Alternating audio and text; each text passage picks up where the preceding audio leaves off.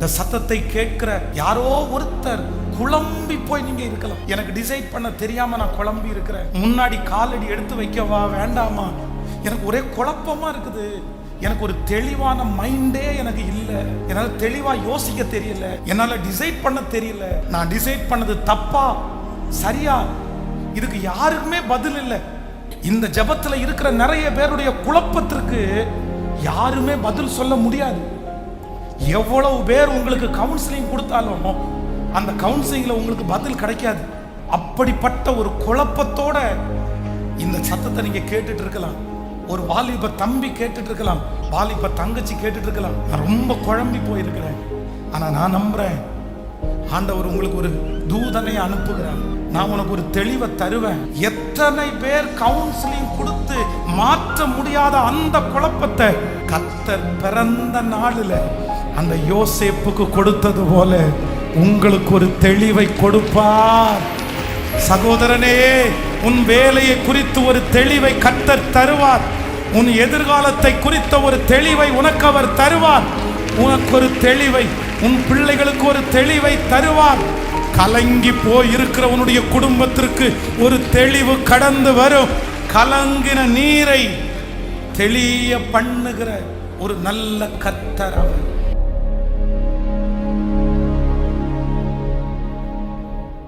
ஆண்டவர் பிறந்த போது ஒரு 3 விதமான சூழ்நிலைகள் ரொம்ப அழகா மாறினதை நான் பைபிள்ல வாசிச்சேன். வசனத்தை போட்டு நான் வாசிக்கிறேன். மத்தேயு 1ஆம் அதிகாரம் 19வது வசனத்தை எடுப்போமே ஆனால், அவள் புருஷனாகிய யோசேப்பு நீதிமானாய் இருந்து அவளை அவமானப்படுத்துவதற்கு மனதில்லாமல் ரகசியமாய் தள்ளிவிட யோசனையாய் இருந்தான். அடுத்த வசனம், அவன் இப்படியே சிந்தித்து கொண்டிருக்கையில் கர்த்தருடைய தூதன் சொப்பனத்திலே அவனுக்கு காணப்பட்டு, தாவீதின் குமாரனாகிய யோசேப்பே, உன் மனைவியாகிய மரியாளை சேர்த்து கொள்ள ஐயப்படாதே, அவளிடத்திற்கு உற்பத்தியாய் இருக்கிறது பரிசுத்த ஆவியினால் உண்டாயிருக்கிறது. கவனிங்க, இந்த சூழ்நிலை உண்மையிலே லெகுவானதில்லை. நான் ஏற்கனவே ஒன்று சொல்லியிருக்கிறேன்.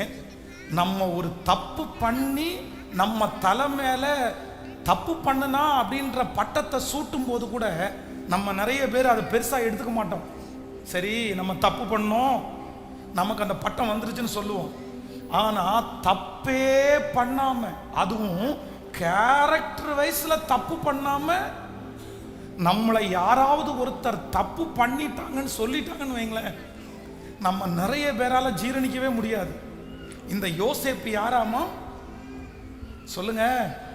நீதிமான், பரிசுத்தத்திற்காக நிற்கிறவன், தப்பு பண்ணக்கூடாதுன்னு நினைக்கிறவன், மற்றவங்களுக்கு முன்னாடி சுத்தமானவனாய் நடந்து கொண்டவன். ஆனா ஒரு பொண்ணு அவனுக்கு பார்க்குறாங்க. அந்த பொண்ணோட ஒரு நிச்சயதார்த்தம் முடிஞ்சிச்சுன்னு வச்சுக்கோங்களேன். கல்யாணம் ஆகிறதுக்கு முன்னாடியே அந்த பொண்ணு கர்ப்பம் தரிச்சிருக்குது. ஆனா நம்மளா இருந்தா கண்டிப்பா என்ன பண்ணிருப்போம் தெரியுமா? நம்ம மேல குற்றம் வரக்கூடாது என்கிறதற்காக அந்த பிள்ளைய எல்லாருக்கும் முன்னாடி நிறுத்தி, என்னம்மா ஆச்சு, என்ன நடந்துச்சு, இந்த குழந்தைக்கு யார் காரணம், அவங்களை எல்லாருக்கும் முன்னாடியும் அவமானப்படுத்திட்டு நம்ம அந்த இடத்துல நீதிமான்களாய் நம்ம நிரூபிப்போம். ஆனா யோசேப்பு அதுல கூட நீதிமான். என்னவாமா, அந்த பிள்ளைய அவமானப்படுத்துறதற்கு மனசு இல்லாம எப்படி தள்ளிவிட நினைச்சாராமா? கேட்கல. நம்ம நிறைய பேர் அடுத்தவங்களுடைய குற்றத்தை பிரகடனப்படுத்துறோம், அடுத்தவங்களுடைய குற்றத்தை சொல்லி காமிக்கிறோம். ஆனா உண்மையான நீதிமான் யார் அப்படின்னு சொன்னா, தான் செய்த சகோதரனுடைய குற்றத்தை மற்றவங்களுக்கு முன்னாடி வெளிப்படையா 10 பேருக்கு முன்னாடி காமிக்கிறவங்க கிடையாது. போய் போய் ஒவ்வொரு வீடு வீடா சொல்றவங்க கிடையாது. ஹலோ, பார்க்குறவங்கள்ட்ட எல்லாம் இவன் இப்படி, இவன் அப்படி, இவன் இந்த பொண்ணை லவ் பண்றான், இவன் இந்த பிள்ளைய கூட்டிட்டு ஓடிட்டான், இவனுடைய முன்னாடி கதை உனக்கு தெரியுமா, இவனுடைய பிள்ளை எப்படி தெரியுமா, இன்னைக்கு நல்லவன மாதிரி இருக்கிறான், இன்னைக்கு நல்லவள மாதிரி இருக்கிறா, ஆனா இவளுடைய கதை என்ன தெரியுமா அப்படின்னு உண்மையான நீதிமான்களா இருந்தா இன்னொருடைய குற்றத்தை, இன்னொருத்தருடைய குறைய நீங்க யாருமே பேச மாட்டீங்க. என்னை பொறுத்த வரைக்கும் இன்னொருத்தருடைய குறைய பேசுறவங்க நீதிமான்களுடைய லிஸ்ட்ல நீங்க வரவே மாட்டீங்க, வரவே மாட்டீங்க. மோசையை குறிச்சு குறை பேசினவன ஆண்டவர் விட்டாரா? சொந்த தங்கச்சி தான், மிரியாம் தான். நீ என்னுடைய பிள்ளைய குறிச்சு குறை பேசுனதுனால கண்டிப்பாக நீ பாளையத்திற்கு புறம்பே இருக்கணும்னு சொன்னார் ஆண்டவர். நீங்க குறை பேசுறத நிறுத்தல, இன்னொருத்தருடைய தப்ப உங்களுடைய வீட்டில் பேசுகிறத நீங்க நிப்பாட்டல, உங்களுக்கு அது தொடர்ந்துரும். பிள்ளைகளே ரொம்ப கவனம். துன்மார்க்கருடைய ஆலோசனைப்படி நடவாமல், பாவிகளுடைய வழியில் நில்லாமல், பரியாசக்காரர் உட்காரும் இடத்தில் உட்காராமல், கர்த்தருடைய வேதத்தில் பிரியமாயிருந்து இரவும் பகலும் அவருடைய வேதத்தில் தியானமாய் இருக்கிற மனுஷன். ஏன் வேற வேலை உங்களுக்கு இல்லை? வேற எதுவுமே இல்லை? இதுதான் அப்படியே போய் சொல்றதா? ஆனா இவன் எந்த அளவுக்கு நீதிமான் அப்படின்னா, தன்னை குற்றப்படுத்தினா கூட பரவாயில்ல, இன்னொரு பொண்ணுடைய வாழ்க்கையை நம்ம கெடுத்துடக்கூடாதுன்னு ரகசியமாய் தள்ளி விடுவதற்கு யோசனையா இருந்தான். பொதுவாக நல்ல வாலிப தம்பிக்கு தங்கச்சிக்கு, நல்ல கவனிங்க, நல்ல வாலிப தம்பிக்கு தங்கச்சிக்கு ரொம்ப குழப்பம் எப்போ வரும் தெரியுமா? கல்யாணத்தில் தான்ப்பா அவனுக்கு ரொம்ப குழப்பமே வரும். நல்ல பிள்ளைக்கு இந்த யாரையாவது ஒருத்தரை செலக்ட் பண்ணணும்னு நினைக்கிறாங்க பாருங்களேன், எதிர்காலத்தை குறித்து கவலையே இல்லைன்னு வைங்களேன். அவங்களுக்கு நிறைய பேருக்கு தன்னுடைய வாழ்க்கையை துணையை தேர்ந்தெடுக்கிறத குறித்து, கல்யாணத்தை குறித்து பயமே இருக்காது. அவ்வளோதான், நான் காதலிச்சிட்டேன் பண்ணிடுறேன், நான் விரும்பிட்டேன் பண்ணிடுறேன்னு பண்ணிடுவாங்க. ஆனால் எனக்கு வர்ற மனைவி எப்படி இருப்பாங்களோ, கணவன் எப்படி இருப்பாங்களோ, அவங்க நல்லவங்களா இருப்பாங்க, சாட்சியாக இருப்பாங்களா அப்படின்னு ரொம்ப பார்க்குறாங்க பாருங்க. அவங்க கல்யாணத்தில் ரொம்ப குழம்பிடுவாங்க. இப்போது யோசேப்புக்கு தன்னுடைய மரியாள் கர்ப்பம் தரித்திருக்கிறத பார்த்த உடனே ஒரு பெரிய குழப்பம். பண்ணலாமா, பண்ண வேண்டாமா, தள்ளி விடலாமா, சேர்த்துக்கலாமா, என்ன பண்ணுறதுன்னு தெரியல. நிச்சயம் வேற பண்ணிட்டோம், எல்லாருக்கும் வேற சொல்லிட்டோம்.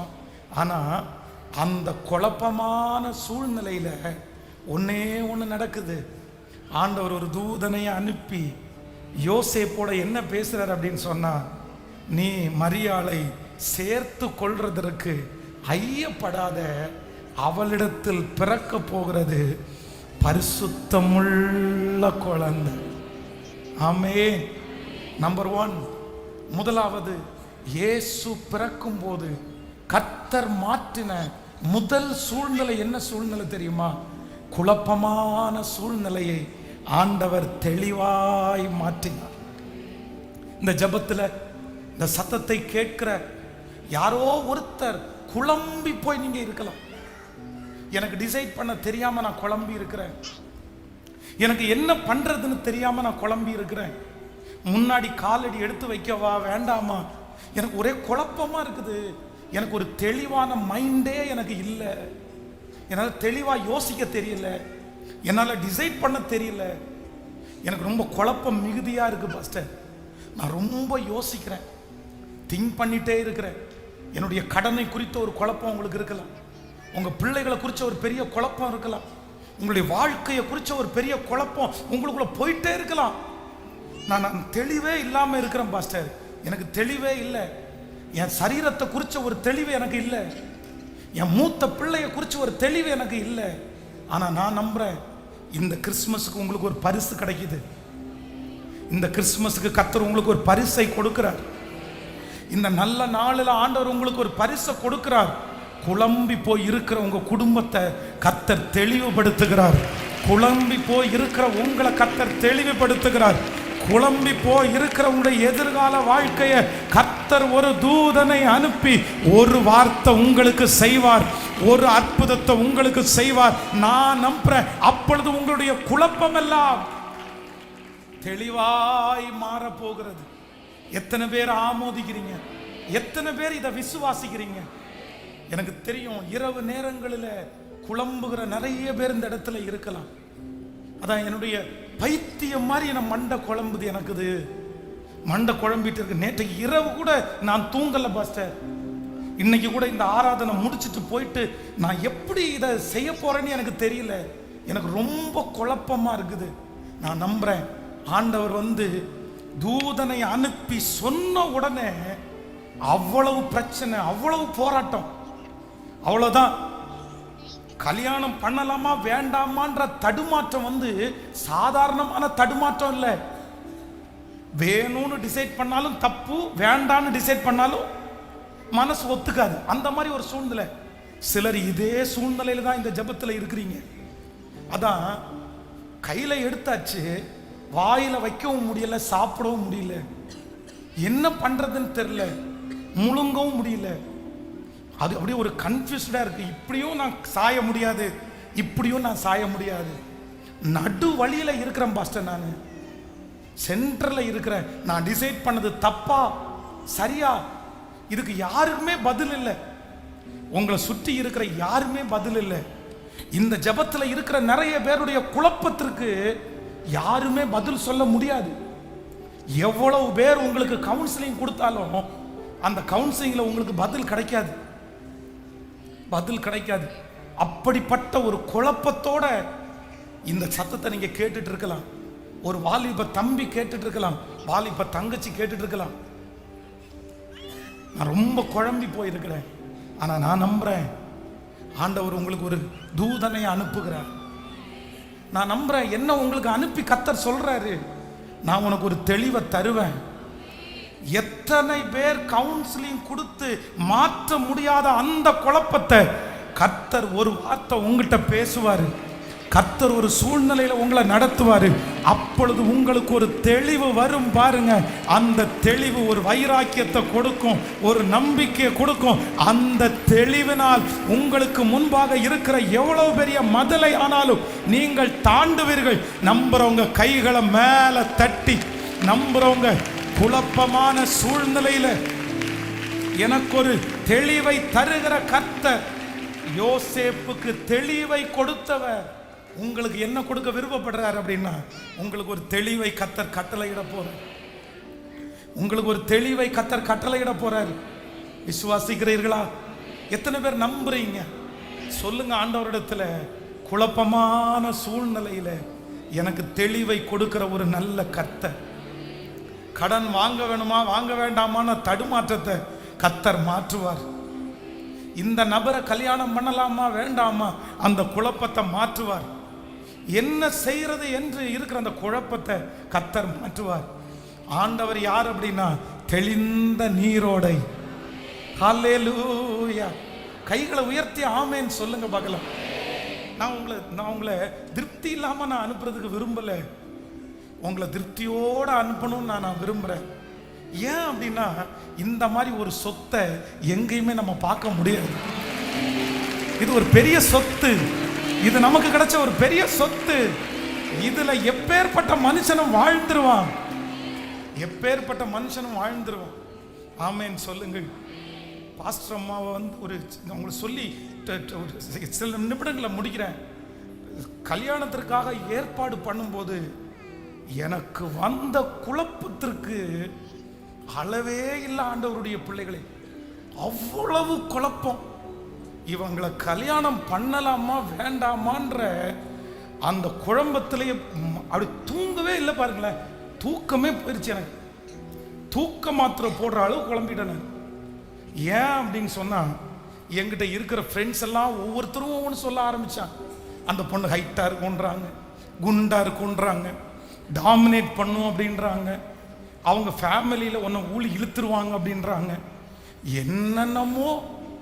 நான் ஊழியத்தை எல்லாம் அப்போ அவ்வளோ பக்குவமாக கட்டி காக்கணும் அப்படின்னு நினச்சேன். ஒருவேளை நான் நல்லா உங்கள்கிட்ட பேசும்போது அவங்க உங்கள்கிட்ட சொல்லுன்னு விழுந்துட்டா, நான் உங்களை திட்டுறது கூட உங்களுக்கு நிறைய பேருக்கு பெருசாக தெரியாது. ஆனால் பாஸ்டரமாக திட்டுறதை நீங்கள் நிறைய பேர் விரும்ப மாட்டீங்க. அந்த மாதிரிலாம் நிறைய கற்பனை ஓடிட்டே இருக்குது, என்னென்னமோ யோசிக்குது. அப்புறம் இன்னொன்று, உனக்கு இங்கிலீஷே தெரியாது, அந்த அம்மாவுக்கு இங்கிலீஷ் தெரியும்னு வேற நிறைய பேருக்கு. ஆமாம், எனக்கு என்னென்னமோ ஓடுது. அப்படியே குழம்பி போய் பண்ணலாமா வேண்டாமா, ஃபோட்டோவை எடுத்து முன்னாடி பார்த்துட்டு பண்ணலாமா வேண்டாமா அப்படின்னு ரொம்ப குழப்பமாக இருக்கும்போது ஒரு 3 அடையாளத்தை ஆண்டவரிடத்தில் கேட்டேன். அந்த 3 அடையாளம் நடக்குங்கிற பெரிய நம்பிக்கையெல்லாம் இல்லை. ஆண்டவரே உமக்கு சித்தமானா இந்த 3 எனக்கு நடந்துரட்டும் அப்படின்னு சொல்லி அந்த 3 காரியத்தையும் ஆண்டவர் அப்படியே நடத்தின உடனே என் இருதயத்துக்குள்ள ஒரு சமாதானம் வந்துச்சு பாருங்களேன். அவ்வளோதான். அதுக்கப்புறம் யாரு என்ன சொன்னாலும் அதை குறிச்ச ஒரு நெகட்டிவ் அன்னைக்கும் வரல, இன்னைக்கு வரைக்கும் வரவே இல்லை. நான் நம்புறேன் அப்படிப்பட்ட ஒரு தெளிவை கர்த்தர் பிறந்த நாளில் அந்த யோசேப்புக்கு கொடுத்தது போல உங்களுக்கு ஒரு தெளிவை கொடுப்பார். சகோதரனே, உன் வேலையை குறித்து ஒரு தெளிவை கர்த்தர் தருவார். உன் எதிர்காலத்தை குறித்த ஒரு தெளிவை உனக்கு அவர் தருவார். நம்புறவங்க கரங்களை தட்டி உனக்கு ஒரு தெளிவை, உன் பிள்ளைகளுக்கு ஒரு தெளிவை தருவார். கலங்கி போய் இருக்கிற உன்னுடைய குடும்பத்திற்கு ஒரு தெளிவு கடந்து வரும். ஹல்லேலூயா. கலங்கின நீரை தெளிய பண்ணுகிற ஒரு நல்ல கர்த்தர் அவர். ஒரு நல்ல கர்த்தர், நல்ல கர்த்தர். நம்பர் 2, இரண்டாவது மத்தேயு எழுதின சுவிசேஷம் 1ஆம் அதிகாரத்தினுடைய 23வது வசனத்தை வாசியுங்கள். மத்தேயு எழுதின சுவிசேஷம் 1ஆம் அதிகாரத்தினுடைய 23வது வசனம். அவன் இதோ ஒரு கன்னியை கர்ப்பவதியாகி குமாரனை பெறுவார், அவருக்கு இம்மானுவேல் என்று பெயரிடுவார்கள் என்று சொன்னான். இம்மானுவேல் என்பதற்கு தேவன் நம்மோடு கூட இருக்கிறார் என்று அர்த்தமாம். ஆமேன் சொல்லுங்கள். நம்பர் 2, இரண்டாவது, இயேசு பிறக்கும் போது ஒரு சூழ்நிலை மாறுது. என்ன சூழ்நிலை அப்படின்னு சொன்னா, சாதாரணமான ஒரு சூழ்நிலை அல்ல, மிக அதிகமான நெருக்கம் யூதா ஜனங்களுக்கு உண்டாயிருக்கிறது. இந்த வசனம் யாருக்கு பேசப்படுதுன்னா யூதர்களுக்கு தான் பேசப்படுது. உங்களுக்கு ஒருத்தர் பிறப்பார், அவருக்கு பேர் இம்மானுவேல், அவர் அதுக்கு அர்த்தம் அவர் உங்களோடு கூட இருக்கிறார் என்ற அர்த்தம். ஆனா அந்த யூதர்கள் என்ன சிச்சுவேஷன்ல இருந்தாங்க அப்படின்னு சொன்னா, அவர்கள் நல்லா இல்லை, அவங்க யாருமே சொந்த ஊர்ல இல்லை, எல்லாருமே புறக்கணிக்கப்பட்டாங்க. என்ன அப்படின்னா, அப்பொழுது இருக்கிற ரோம அரசாங்கம் யூதர்களை எல்லாம் பார்த்து பார்த்து ரொம்ப ஸ்ட்ரிக்டா நடத்தினாங்க, ரொம்ப கடினமாய் நடத்தினாங்க. தன்னுடைய சொந்த ஊர்ல பிழைக்க கூட தெரியாம இஸ்ரவேல் ஜனங்கள், அன்னைக்கு அந்த யூத ஜனங்கள் நிறைய இடத்துல சிதறி சிதறி கிடந்தாங்க. தன்னுடைய உள்நாட்டில் இருந்தவங்க கொஞ்சம் பேர் தான் இருந்தாங்க. உபத்திரவத்தினுடைய உச்சகட்டத்தில் இருந்தாங்க. அவங்களுக்கு பசிக்கு சாப்பாடு இல்லை, அவங்க பிள்ளைகளுக்கு எதிர்காலம் இல்லை. அந்த நேரத்தில் தான் ஒரு நற்செய்தி வருகிறது, இம்மானுவேல் உங்களுக்கு பிறப்பார். அப்பொழுது இந்த சூழ்நிலையெல்லாம் உங்களுக்கு என்னப்படும்? இஸ்ரவேல் ஜனங்கள் யூதருக்கு ராஜாவாய் பிறக்கிறவரை போய் அந்த சாஸ்திரிகள் எல்லாரும் போய் தேடினாங்கல்ல, யூதருக்கு ராஜாவாய் பிறக்கிறவர் எங்கே அப்படின்னு கர்த்தர் சொல்லும் போது, தூதன் சொல்லும் போது ஸ்ட்ரெயிட்டா எங்க போனாங்க? மாட்டுத்தொழுவத்துக்கு போனாங்க. எங்க போனாங்க? அரண்மனைக்கு போனாங்க. எதற்காக அவங்க அரண்மனைக்கு போனாங்கன்னா, அவங்க அரண்மனைக்கு போறதுக்கு ஒரு காரணம் இருக்குது. ஏன்னா அவங்க எல்லாருமே கஷ்டப்பட்டு இருக்கிறாங்க, எல்லாருமே துரத்தப்பட்டு இருக்கிறாங்க. அந்த அரசாங்கத்தால எல்லாருமே மன வருத்தத்தோட இருக்கிறாங்க. இப்போ இந்த சூழ்நிலைக்கு மாறணும்னா இவங்கள மாதிரி கஷ்டப்பட்ட ஒருத்தர் பிறந்தா முடியாது. இவங்களுக்கு ஒரு ராஜா பிறக்கணும். அந்த ராஜா சாதாரணமான இடத்துல பிறக்க கூடாது. எங்க பிறக்கணும் தெரியுமா? ராஜா அரண்மனையில பிறந்தாதான் அந்த ராஜாவால நமக்கு நன்மை கிடைக்கும்னு இயேசு பிறக்கிறார்ன்ற செய்தியை கேட்ட உடனே ராஜா அரண்மனைக்கு போனாங்க.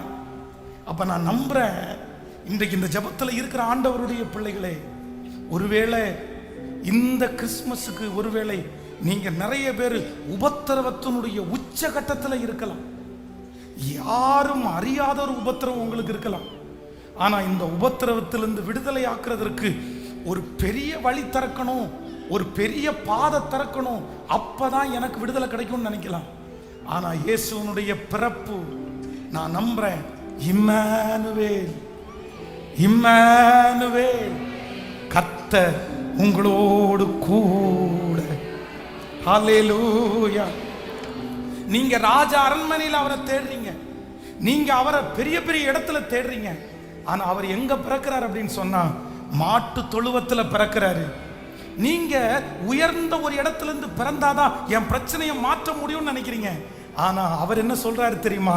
நான் உங்களில் ஒருவனை போல பிறந்தாதான் உங்களுடைய சகல சூழ்நிலைகளையும் நான் அறிய முடியும் என்கிறதற்காக அவர் ராஜாவாய் இருந்தும் அவர் மாட்டு தொழுவத்தை அவர் தெரிந்தெடுத்தார்.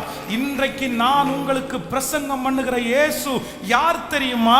அவர் நினைத்திருந்தால் எவ்வளவு உயரத்தில் வேண்டும் என்றாலும் பிறந்திருக்கலாம். ஆனால் அவர் அப்படி பிறக்கிறதற்கு ஒரே ஒரு காரணம், உங்களை குறித்த சகலவற்றையும் அவர் அறிஞ்சுக்கணுன்றதற்காக.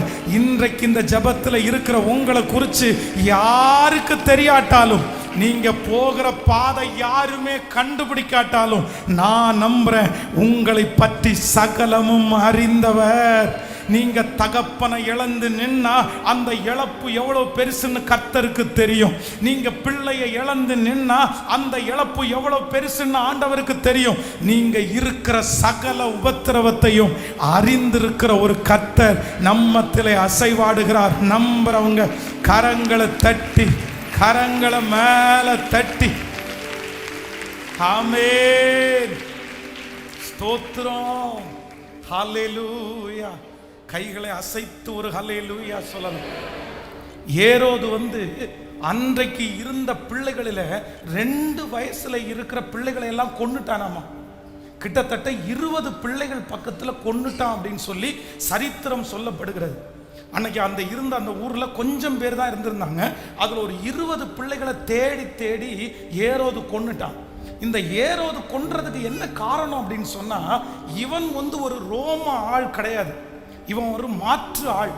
ஆனா தன்னுடைய பதவி இவனுக்கு இனாமாய் கிடைக்கிறது. அவங்களுடைய ஆட்கள் இல்லாத ஒருத்தரை பதவியில உட்கார வைக்க மாட்டாங்க. ஆனா இந்த பதவியை இவன் பெற்றுக்கொள்கிறதுக்கு மார்க் ஆண்டனி, நம்ம அவர் நிறைய பேர் வாசிச்சிருப்போம் புக்கில் கூட, இவன் கூட சேர்ந்து உதவியாயிருந்து ரோம சீசன் அலெக்சாண்டருக்கு இவன் ரொம்ப யூஸ்ஃபுல்லா இருந்ததுனால இந்த ரோம அரசன் இந்த பதவியை இவனுக்கு, இந்த ஏரோதுக்கு ஃப்ரீயா கொடுத்தது. அப்போ இயேசு யூதருக்கு ராஜாவாய் பிறந்திருக்கிறவர் எங்கே அப்படின்னு கலக்கம் பட்டான் தெரியுமா? பயப்பட்டான் தெரியுமா? ஏன் பயப்பட்டான் தெரியுமா? இந்த பதவியை பறிச்சிருவாங்களோ. இன்னும் இந்த ஏரோது சாதாரணமான ஆள் இல்ல, இவர் பெரிய ஆர்கிடெக்ட், இவர் பெரிய அப்படின்னா பில்டர். நல்ல இன்னைக்கும் அவன் கட்டின பில்டிங் ரொம்ப அழகானதா இருக்குதாமா. இன்னைக்கும் அவ்வளவு அழகான ஒரு பில்டர் அவன். இது எருசலேம் ஆலயத்தை கடைசி அவன் கட்டும்போது இவன் அதற்கு உதவி செய்து கட்டினான். இன்னொரு சரித்திரம் இருக்கிறது. இவங்க தங்கச்சி தன்னுடைய மனைவியையும் அவங்க அம்மா அப்பாவையும் குறித்து தப்பா சொல்லி கொடுத்தாங்கன்றதுக்காக தன்னுடைய குடும்பத்தையே கொன்றவன் தான் இவன். அப்படின்னா ஒரு சைக்கோ மாதிரி. ஒரு பக்கத்துல இவனுடைய காலத்துல தான் இயேசு பிறக்கிறாரு. இவ்வளவு கொடுமையான ஒரு சூழ்நிலை தான் ஜனங்களுக்குள்ளே இருக்கிறது. அரசன் சரியில்லை, நியமிக்கப்பட்டவன் சரியில்லை. அப்படி இருக்கிற சூழ்நிலையில எல்லா சூழ்நிலையும் அறிந்த ஒருவர் அவர்களுக்காக பிறந்து அவருடைய சூழ்நிலைகளை எல்லாம் மாற்றினார். ஆமென் சொல்லுங்கள். இன்றைக்கு உங்க சூழ்நிலை எப்பேற்பட்டதா இருக்கலாம், எப்பேற்பட்டதா இருக்கலாம். எவ்வளவு பெரிய ஏரோது வேண்டுமென்றாலும் உங்களுக்கு முன்னாடி நிற்கலாம். நான் நம்புறேன் உங்களுக்காகவும் எனக்காகவும் ஒரு இரட்சகர், நம்மை அறிந்திருக்கிற ஒருவர் அவர் பிறந்திருக்கிறார். ஆமென் சொல்லுங்க பார்க்கலாம். எத்தனை பேருக்கு சந்தோஷம்? எத்தனை பேருக்கு சந்தோஷம்?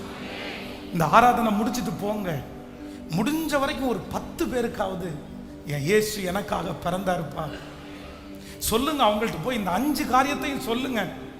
இயேசு செலக்ட் பண்ண 3 இடத்தை நீங்க சொல்லுங்க. இயேசு மாற்றின இந்த 2 சூழ்நிலையை அவங்களிடத்துல சொல்லுங்க. இந்த சூழ்நிலை உங்களுக்கு மாறும்னு சொல்லுங்க.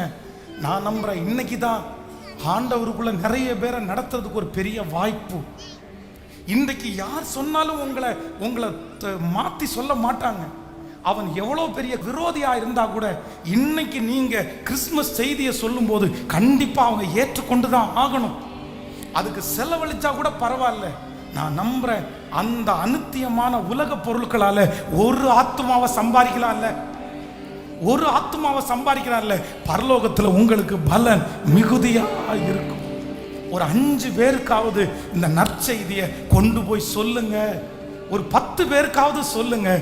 இயேசு செலக்ட் பண்ணாருப்பா 3 இடத்தை, உன்னையும் செலக்ட் பண்ணியிருக்கிறாருப்பா, உன்னையும் தெரிஞ்சு கொண்டிருக்கிறாருப்பா. நீங்க சொல்லுங்க. அந்த வார்த்தை அந்த மனுஷனை கண்டிப்பாய் பிழைக்க வைக்கும். அவங்க மட்டும் இல்ல, நீங்க சொல்ல சொல்ல அது உங்களையும் பிழைக்க வைக்கும். ஆமென் சொல்லுங்கள் பார்க்கலாம். எல்லாரும் சேர்ந்து அந்த பாடலை, இயேசு மானிடனாய் பிறந்தார், அந்த பாடலை பாடி உங்களுக்காக ஜெபித்து நான் முடிக்க போகிறேன். ஆண்டவர் நல்லவர். உங்களை மீண்டுமாக ஆசீர்வதிக்கிறேன். ஆன்லைன்ல இருக்கிறவர்களை ஆசீர்வதிக்கிறேன். முடித்த உடனே எல்லாருக்கும் காலை உணவு ஆயத்தமாக்கப்பட்டிருக்கிறது. ஆண்டவர் வெற்றியாய் நடத்துவாராக. ஆமென். சேர்ந்து கரங்களை தட்டி எனக்காக பிறந்திருக்கிற அந்த ஆண்டவரை சந்தோஷத்தோடு நான் வரவேற்று கைகளை மேல தட்டி எல்லாரும்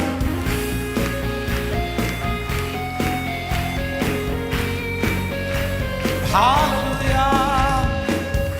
இசுமானிடனாய் பிறந்தார், இந்த லோகத்தை மீட்டிடவே இறைவன் மொழியாய்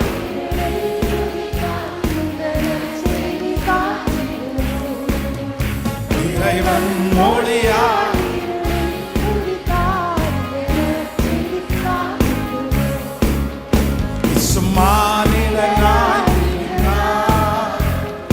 யாக்கோபிலோ நட்சத்திரம், இவர் வாக்கு மாறாதவரே. பாடுவோம். யாக்கோபிலோ இவர் வாக்கு மாறாதவரே.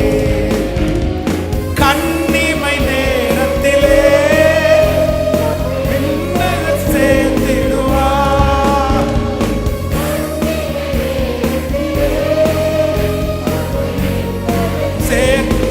கைகளை மேல சும்மானிடனாய் பிறந்தார், இந்த லோகத்தை மீட்டிடவே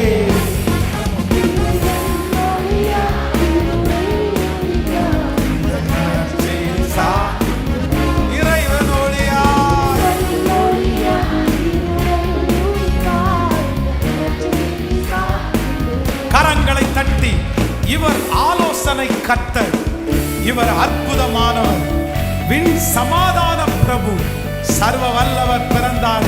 கைகளை மேல உற்சாகம் எல்லாரும் தட்டி ஆமென் ஹalleluya. ஆலோசனை கர்த்தரே, இவர் அற்புதமானவரே. திரும்ப திரும்ப சொல்லுவோம்.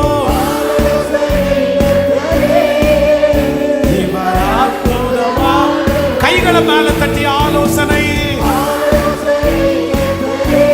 உங்க சத்தம் எழும்பட்டும். சொல்லுவோம். ஆலோசனை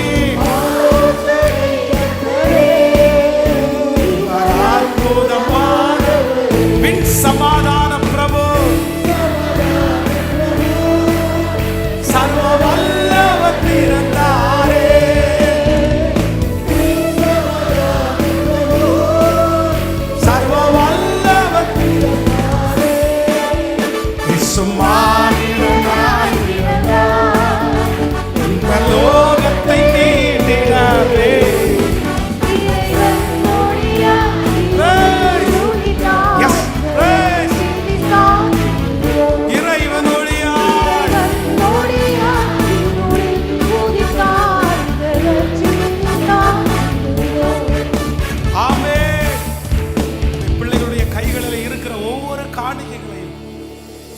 அங்கீகரித்து ஆசீர்வதிப்பீராக. அவங்கள சந்தோஷப்படுத்துங்க ஆண்டவரே. அவங்க சந்தோஷத்திற்கு விரோதமாய் சத்துரு எடுக்கிற எல்லா முயற்சிகளும் இயேசுவின் நாமத்தில் வீணடிக்கப்படுவதாக. நன்றி அப்பா. திருப்தியா சாப்பிடணும், சுகமா குடியிருக்கணும். நன்றி ஆண்டவரே. ஏசேக்கையும் சித்தனாவையும் பார்த்தவங்க இந்த திருநாளில் ரகபோத்தை அவங்க பார்க்கணும் ஆண்டவரே. ரகபோத்தை பார்க்கணும் ஆண்டவரே. அப்படியே இந்த ஆலய ஆராதனை முடிச்சு போகும்போது மனசுக்குள்ள ஒரு நிறைவோட அந்த கனத்தை இருதயத்தெல்லாம் எடுத்து வச்சுட்டு, எனக்காக இவ்வளவு பெரிய தேவன் பிறந்திருக்கிறார், இதுக்கப்புறம் நான் ஏன் பயப்படணும்? அப்படிப்பட்ட ஒரு விசுவாசம், நம்பிக்கை உங்க பிள்ளைகளுக்குள்ள உண்டாகட்டும் ஆண்டவரே. மனதார ஆசீர்வதிக்கிறேன். இயேசுவின் மூலம் ஜெபம் எடுக்கிறோம் நல்ல பிதாவே.